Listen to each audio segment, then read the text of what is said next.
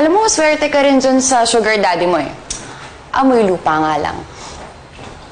Alam mo, yung amoy lupang yan nag-alisayan sa squatter. At hindi na ako kahit kailan babalik doon. At di ko na rin babalik yung pwesto yung pamilya ko nung. Ganda talaga dito, ah. Nagpunta ka lang ba dito para dyan? Well, andito ako para mag-report sa'yo. Kasi I have good news and bad news. Anong gusto mo unahin ko? Kahit ano, Selma. Kasi pinapainit mo ulo ko eh. Grabe ka naman. Chill ka lang. Sige, to set your mood, good news muna yung bibigay ko sa'yo. Alam mo ba, walang witness sa nagawa mong krimen. So you're safe at di ka na makukulong.